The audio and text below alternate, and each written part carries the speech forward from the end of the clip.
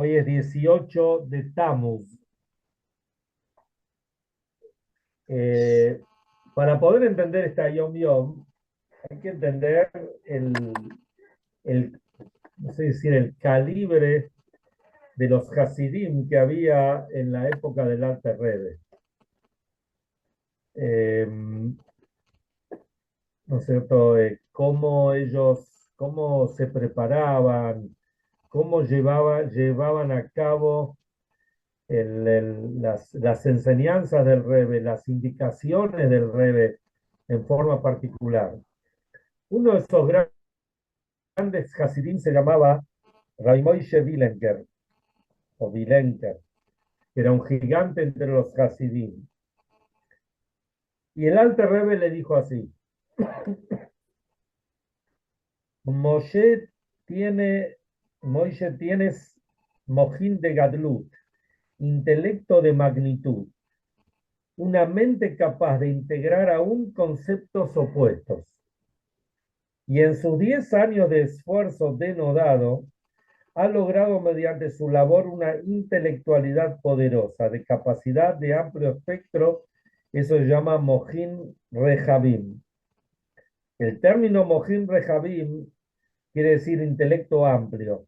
Desafía la traducción, no alude al amplio espectro de los conocimientos de Remoishe o de su vasta mente. En lugar de ello, describe la naturaleza intensa, poderosa capacidad de absorción, volumen y amplitud de su intelectualidad, su facultad de inteligencia.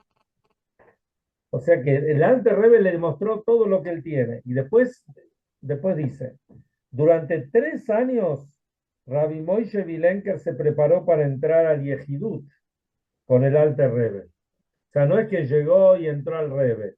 3 años se estuvo preparando. Luego permaneció en Liozna 7 años para llevar el Yehidut al servicio de Dios en la práctica.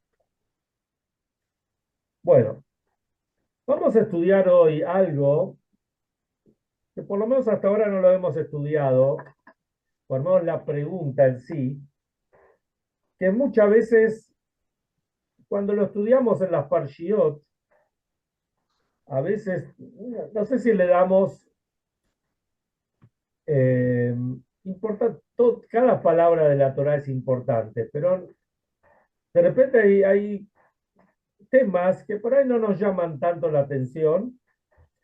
Y ahora vamos a estudiar un poquito de eso, porque sabemos que Torah es Orah, Torah es enseñanza, enseñanza de cada palabra y cada tema y cada letra. Si hay una letra, una puntuación de más, no es que está de más, sino que hay una enseñanza puntual. Entonces vamos a ver algo con respecto a esto, pero vamos a explicar el contexto de qué se trata. En la parshá de la semana hay un montón de temas, unos cuantos temas. Está todo el tema de Pinjas, que recibió gracias a que él mató al príncipe de Shimón, que estaba cometiendo adulterio, digamos, con una princesa midianita. Hashem lo congració que va a ser Cohen, cosa que no tenía, que no le correspondía en un principio, porque cuando Hashem entregó el sacerdocio, le dijo a Aarón: van a ser Coanim vos, tus hijos y los que nazcan, tu descendencia que nazca a partir de ahora. Pinjas ya había nacido. Entonces, gracias a este acto heroico, él fue congraciado con ser Cohen. Después habla sobre lo que hay que oprimir a Midian.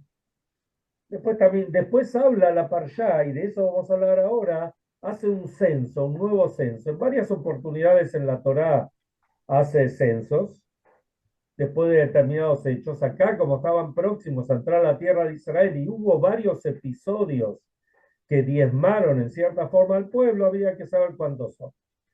Y la Torá cuenta a las familias de las tribus, o a los tribus con sus familias, y la cuenta da de los varones mayores de 20 años 601.730.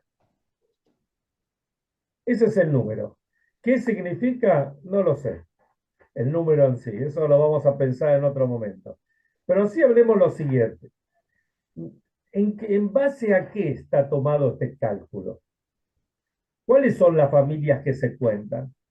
Entonces, esto lo tenemos que relacionar con el momento que Yosef, ¿se acuerdan? Yosef, antes de bajar a Egipto, después de la hambruna, cuando él se le revela a los hermanos, lo manda a buscar al padre y que venga a Mitzrayim, que venga a Egipto con toda la familia. Y él les va a dar un lugar privilegiado para que ellos tengan para comer, para estar, para pastorear su ganado, etc. Y ahí la Torah dice, como decimos en la Gadá, Beshivim Nefesh Yardu Aboteja Mitzrayma, con 70 almas bajó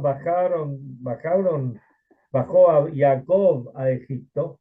¿Y quiénes eran esas 70 almas? Era Jacob con sus hijos, se refiere a los varones, como dijimos antes, con los hijos y con los nietos, incluido Yosef, con los dos hijos que estaban ahí, que él ya tenía en Egipto. Y las esposas, digamos, también, ¿no? Bueno. O las hijas, mujeres que habían, algunas de las hijas que habían nacido. Y si vamos a analizar, entonces, esos hijos, esas 70 familias, de ellos se hicieron calculen, en Egipto tuvieron 210 años. Más 40 años que estuvieron en el desierto son 250, porque ahora estaban por entrar a Israel. Hay que sacarle algunos años, pero más o menos 250 años. En 250 años pasaron de ser 70 almas a más de 600.000 hombres mayores de 20. Sumémosle todos los hombres, hasta 20 años, los ancianos, o sea, los que no iban a la guerra, y todas las mujeres, vamos a tener varios millones de personas. Y tomemos ahora que eso es lo que vamos a analizar ahora, una de las tribus. Una de las tribus es la tribu de Gad. La tribu de Gad dice así, vamos directo al castellano, 16. Los hijos de Gad eran Zifión, Hagí, Shuni y Etzbón, Eri, Arodí y Arelí. 7 hijos tuvo.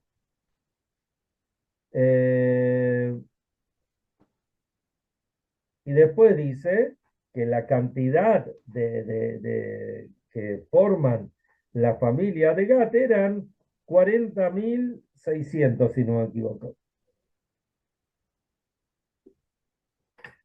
O eso lo trae en otro lugar. Bueno, perfecto. Perdón. Yo estaba mirando en el lugar incorrecto. Ah, no, perdón. Estaba mirando en Baigash. Perdón, vamos a ir a la parasha de esta semana. Benei Gad, acá está. Empiezo de vuelta. La parasha de esta semana dice, los descendientes de Gad, según sus familias, son Tsefón, que descendió la familia de Tsefoní, Hagí, la familia de Hagí, Shuni, la familia de Shuni, Ozni, la familia de Ozni, Eri, la familia de Eri, Arod, la familia de Arodí, y Arelí, la familia de Arelí. ¿Por qué le pone la Hei adelante y la Yud al final en el hebreo? Es para que nadie piense de que que de repente los hijos venían por ahí las mujeres habían pecado o habían nacido de otros hombres, que nadie piense esto, son todos puros y todos descendientes directos, y por eso está el nombre de Hashem, la Hei al principio y la Yud al final, que forman el nombre de Hashem. Bueno, miramos esto, vamos a ver lo que dice Rashi. Presten atención que acá viene el asunto. Dice Leozni, que era uno de los hijos, Omer ani shezu mishpachat Etzbon. Yo digo que esto es la familia de Etzbon. ואיני יודע למה נקראת משפחתו על שמו. Y no sé por qué se llamaba la familia con este nombre. Porque si miramos en la Parashá de Baigash, cuando habla los que bajaron a Egipto, está el nombre Etzbón y no está el nombre Ozni. Entonces Rashi deduce que este Ozni y la familia Etzbón es la misma familia. Ahora, ¿por qué cambia el nombre? No lo sabe.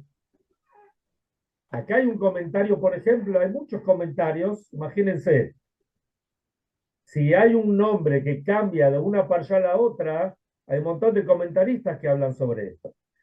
Uno de los comentaristas es el Ora Haim Akadosh, el famoso Ora Haim Rabbi, que era un gran rabino en Marruecos, que justamente el domingo pasado fue el Yortzeit de él, se llamaba Rabbi Haim Ben Atar, que lo está enterrado en el Har Hazeitim en Israel.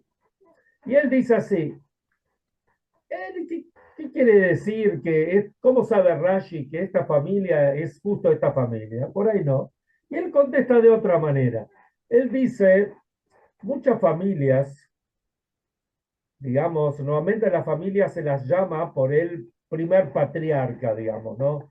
Vieron los patricios, los sanmartinianos, los belgranianos, no sé cómo.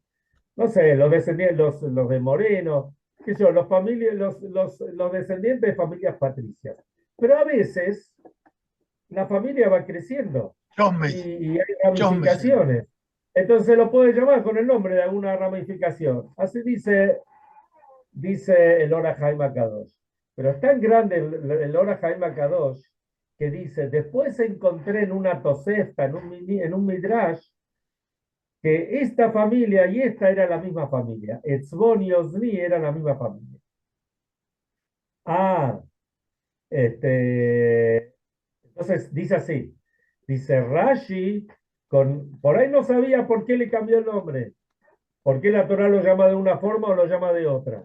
Pero lo que sí sabía que esta familia es, entonces acá vemos el Ruach HaKodesh, la inspiración divina que tuvo Rashi cuando escribió su comentario. Después viene el Talmud. El Talmud, si uno mira los nombres, en un lugar está el nombre Etzbón. Etzbón viene de la palabra Etzba. Etzba quiere decir dedo. Y eso está en la primera parsha. En la parsha de nuestra semana está el nombre Ozni. Ozni viene de Ozen. Ozen es oído, oreja, y es también es prestar atención, significa. Entonces, explican los sabios, y esto lo trae el Talmud, que por qué la oreja tiene este lóbulo, digamos. ¿Para qué lo tiene? Algunos pueden pensar para poner un arito. El Talmud dice que como la oreja, el oído está abierto, entonces de repente puede escuchar cosas que no tiene que escuchar. Entonces por eso uno tiene que levantar esta parte, meterla dentro del oído y así no va a escuchar lo que no tiene que escuchar. No sé si se refiere justo al lóbulo o a esta partecita de acá que uno también la puede cerrar. Pero como sea, está explicando eso. Muy interesante.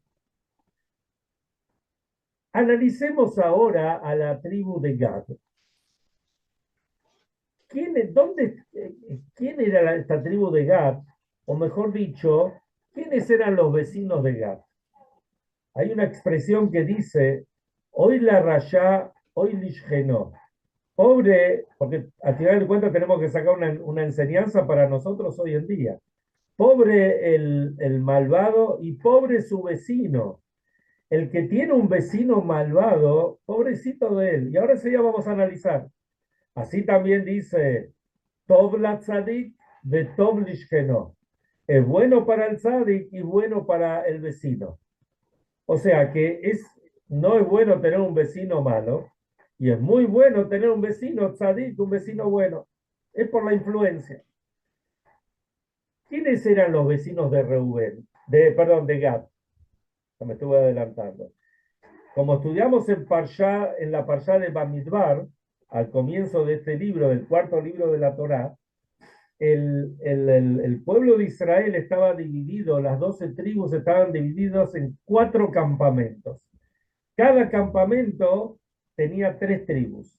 Una de la tribu era la que tenía el estandarte, digamos, y para ese campamento, y tenía 2 tribus más. El campamento de la tribu de Reubén estaba compuesto por Reubén, Shimón y Gad. O sea que Gad tenía 2 vecinos. Un vecino era la tribu de Reubén y otro vecino era la tribu de Gad. Esto es lo que voy a decir ahora, creo que lo trae Rabbi Moshe Soifer, el famoso Hatam Sofer, que muchas veces traemos de él. ¿Y qué explica? Hace un par de semanas atrás, 3 semanas atrás, tuvimos Parshat Korah, 3 Shabbatot atrás. ¿Se acuerdan la rebelión de Korah? Que fueron a quejarse a Moshe, que ellos también querían ser Kohanim, etc. ¿Quiénes eran los vecinos de Korah, de esa familia de Leví? Eran justamente el campamento este de Reubén. Y de hecho, 250 jefes de la tribu de Reubén se le unieron a Korah. Datán, Abirán y tantos otros. Y murieron ahí en la rebelión de Korah. Cuando se abrió la tierra, cuando vino una peste ahí que los consumió, etc. Entonces vemos que Gad, por un lado, tenía que lidiar con los de Reubén. No me atrevo a decir que eran todos malos los de Reubén, porque incluso estos que fueron a quejarse de la rebelión también tenían sus motivos y por ahí valederos, equivocados, pero al final de cuentas equivocados en sí. Después tenemos la tribu de Shimón, y la tribu de Shimón la tenemos calentito el episodio, porque tiene que ver con Pinjas. Al final de la parshá de la semana pasada, cuando los midianitas mandan a las princesas, a las chicas como señuelos para convencer a los Yehudim que hagan idolatría, que ese era el motivo central, o el motivo en realidad, ¿a quiénes agarraron? A lo de la tribu de Shimón. Ahí fallecieron 24.000 personas por la peste por la Magifá que mandó Hashem. ¿Y quién estaba ahí pecando cuando Pinjas tuvo que ir y clavarle la lanza que estaba en la carpa con una princesa midianita? Era uno de los jefes, Zimbri Ben Salú, que era uno de los jefes de la tribu de Shimón. Entonces vemos que Gad, la tribu de Gad, tenía que lidiar, tenía que convivir con miembros de la tribu de Reubén y con miembros de la tribu de Shimón. Entonces, ¿cómo hicieron ellos para poder sobrellevar esto? Y acá viene el nombre del patriarca de una de las familias de Gad. Uno se llamaba Etzbón y otro se llamaba Ozni, que en realidad es la misma familia. ¿Por qué? Porque uno, dice el Talmud, porque uno tiene la forma del dedo así plana, porque el dedo uno lo puede poner en el oído y tapar lo que no tiene que escuchar. Así dice el Talmud. Entonces, y justamente esta enseñanza de la tribu de Gad, que ellos estaban rodeados de vecinos que no todos eran los mejores. Entonces, uno tiene que saber lo que escuchar y tiene que saber lo que no escuchar. Porque si escuchamos lo que no tenemos que escuchar, ya entramos en esa vorágine. Yo le voy a contar dos hechos reales para que podamos sacar una enseñanza. Uno de la Segunda Guerra Mundial y otro de fresquito, que los tenemos todos fresquitos. En la Segunda Guerra Mundial, ustedes saben que Inglaterra sufrió de los ataques de los alemanes y Max Schumann. Entonces, la BBC de Londres, en determinado momento, que es el órgano de difusión oficial del gobierno inglés, ¿qué hicieron? Ellos vieron que todas las horas hay un informativo. Imagínense en época de guerra los alemanes. Y estaban las radios, ¿se acuerdan de esas radios grandotas, me imagino, de onda corta? Me imagino que era de onda corta para que los soldados o los otros países, para que escuchen las noticias. Pero ellos pensaron que no pueden dar solamente noticias malas, porque si dan noticias malas, bajonean mucho al pueblo. Entonces dijeron, como a algunos se le ocurrió, vamos a transmitir en la primera parte del informativo desde el Big Ben. Vieron que el Big Ben ahí en Londres, en el centro de Londres, que es una torre emblemática y que suena a todas las horas. Entonces pensaron que con el sonido del Big Ben, ellos esto va a levantar el ánimo de los soldados o los que escuchen. ¿Qué pasó? Los alemanes y el Max Schamann, ellos tenían científicos. Ellos también escuchaban la noticia, porque imagínense, tontos no eran. Cuando escuchaban las noticias a través de determinada aparatología, como el sonido venía del Big Ben, entonces ellos podían saber cómo era el clima y cómo estaban los vientos, podían ellos descubrir determinadas cosas que los iba a ayudar a atacar a Londres o a Inglaterra. Cuando los ingleses se dieron cuenta de esto, dejaron de transmitir desde el Big Ben y ponían una grabación del Big Ben y después pasaban las noticias. ¿Qué aprendemos nosotros de esto? Aprendemos que hay que saber escuchar. Imagínense si para lo malo lo que uno escucha puede servir, cuánto más aún si uno sabe dosificar lo que uno escucha, cuánto más aún esto nos ayuda. El 13 de julio, hace apenas 10 días atrás, espera un segundito que voy a cortar el teléfono.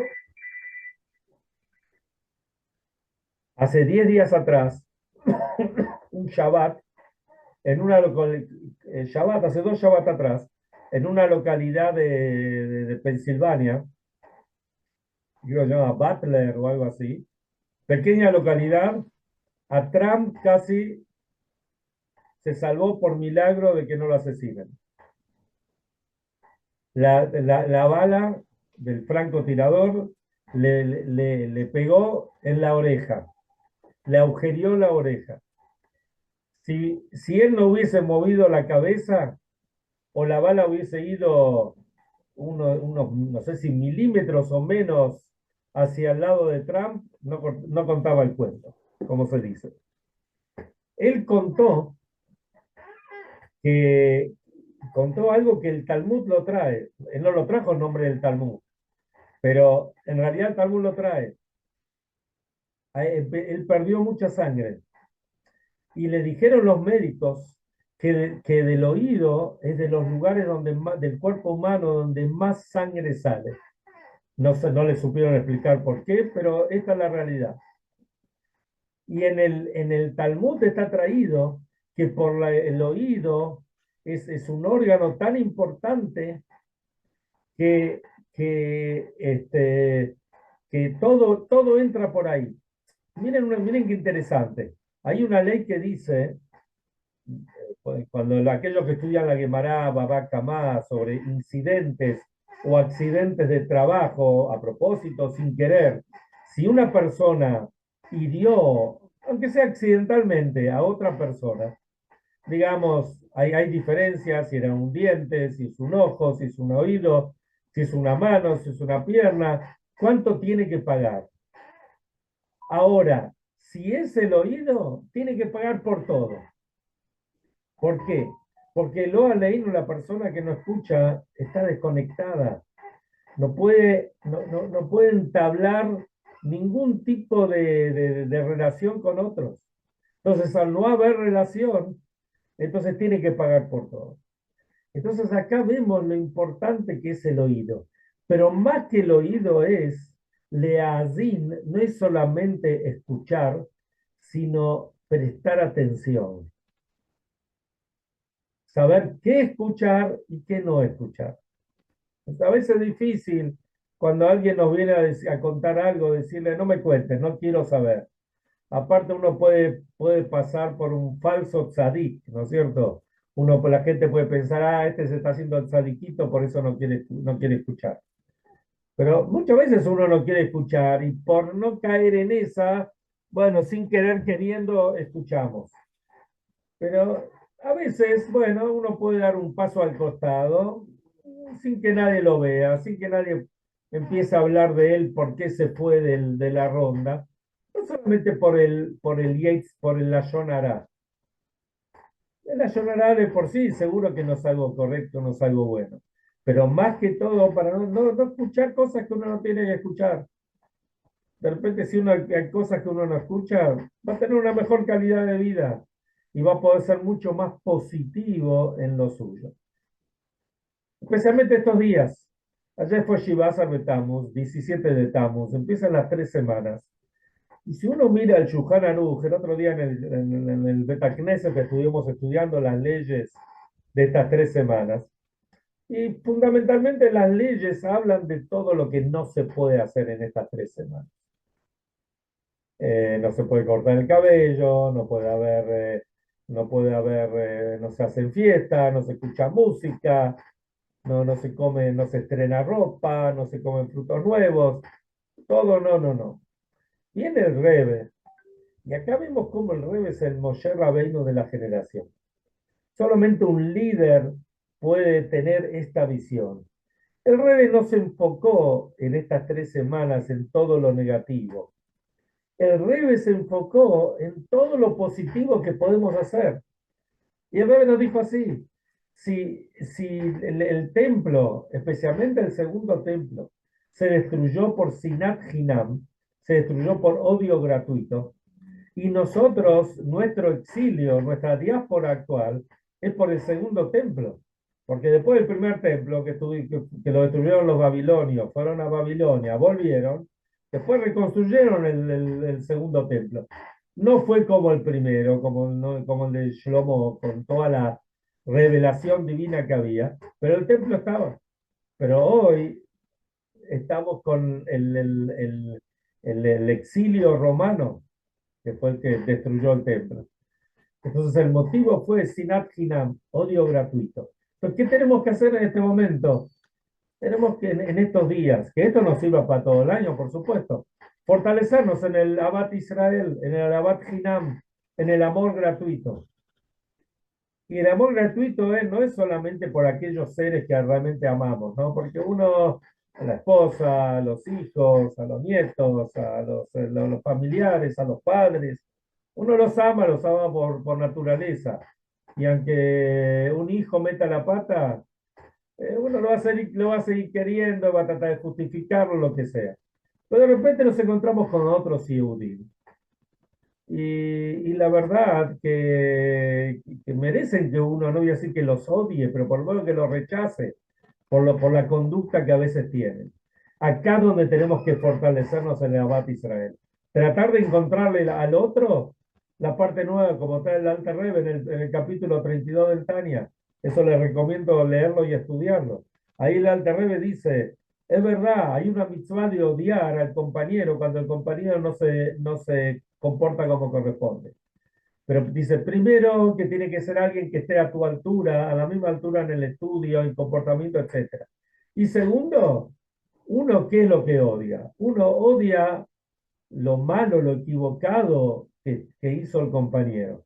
Pero seguro que tiene partes nuevas y eso hay que amarlo. Hay que ser tan grande como el Alter Rebbe para poder escribir esto.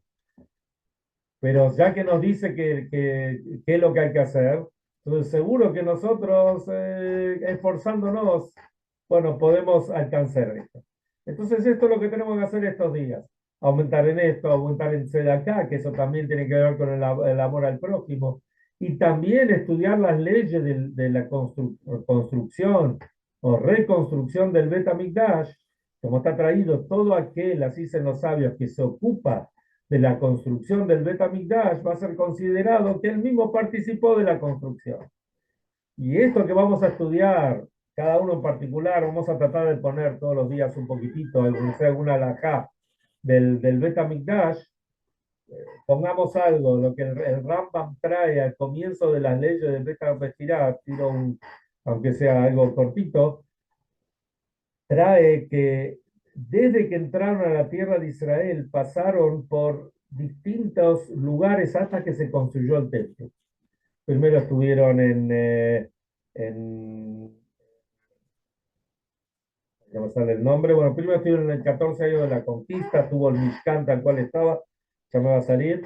Después estuvieron en Shiloh, 369 años, después estuvieron 57 años en Nob y en otro lugar. O sea, en total 440 años hasta que se construyó el templo. O sea que vemos que desde que se construyó el Mishkan hasta que se construyó el templo, siempre tuvieron un santuario que los estuvo cobijando para conectarnos con Hashem.